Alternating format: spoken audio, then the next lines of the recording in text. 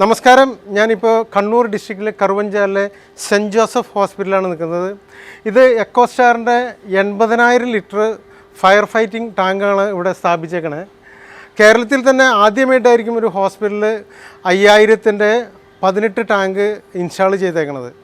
അത് എക്കോസ്റ്റാർ വയ്ക്കാൻ കാരണം തന്നെ അതിനോടുള്ള വിശ്വാസ്യതയും ക്വാളിറ്റിയും സർവീസും അവർ മനസ്സിലാക്കിയിട്ട് ശേഷം മാത്രമാണ്. ഇതുകൂടെ ഹോസ്പിറ്റൽ മാനേജ്മെൻറ്റ് മാത്രമല്ല, ഫയർ ഫൈറ്റിങ്ങിലെ DFO എല്ലാവരും തന്നെ ഇത് ഇൻസ്പെക്ഷൻ നടത്തിയിരുന്നു. അതിൻ്റെ traceability, material test certificate, quality എല്ലാം തന്നെ അവർ ഇൻസ്പെക്ട് ചെയ്ത് അവർ വളരെ ഹാപ്പിയാണ്.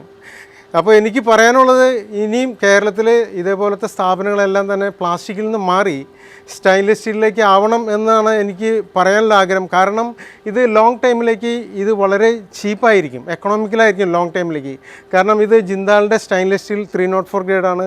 ടാങ്ക് ആയാലും അതിൻ്റെ കണക്ടേഴ്സ് ആയാലും സ്റ്റാൻഡ് ആയാലും എല്ലാം. അപ്പോൾ വൺ ടൈം ഇൻവെസ്റ്റ്മെൻറ്റ് 20-25 ഇയേഴ്സ് സ്ഥിരമായിട്ട് നമുക്ക് ഡ്യൂറബിളായിട്ട് നിലനിൽക്കും. അതേപോലെ തന്നെ സ്റ്റെയിൻലെസ് സ്റ്റീൽ വാട്ടർ ടാങ്കിലേക്ക്, പഴയകാല പ്ലാസ്റ്റിക് ടാങ്ക്, കോൺക്രീറ്റ് വാട്ടർ ടാങ്കിൽ നിന്ന് മാറി ചിന്തിക്കാനും ആ ഒരു വിഷനും, കാരണം അത് വൺ ടൈം ഇൻവെസ്റ്റ്മെൻ്റ് ആണ്, ലോങ് ടൈമിലേക്ക് അത് ചീപ്പറാണ്, കാരണം അത് ട്രബിൾ ഫ്രീ ആണ്, മെയിൻ്റനൻസ് ഫ്രീ ആണ്.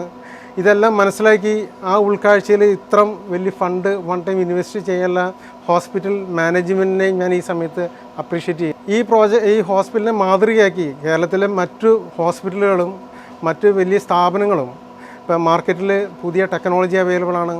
സ്റ്റെയിൻലെസ് സ്റ്റീൽ വാട്ടർ ടാങ്ക്, പഴയ കോൺക്രീറ്റ് ടാങ്കുകൾ, പ്ലാസ്റ്റിക് ടാങ്കുകൾക്ക് പകരം ലഭ്യമാണ്. നമുക്കിതിന് ഒത്തിരി അഡ്വാൻറ്റേജുകളുണ്ട്. അത് നിങ്ങൾക്ക് തന്നെ അറിയാം. പല ലൊക്കേഷനിൽ നമുക്ക് വിൽക്കാൻ പറ്റും. ക്ലീൻ ചെയ്യേണ്ട പീരിയോഡിക്കൽ വളരെ ഫ്രീ ആണ്.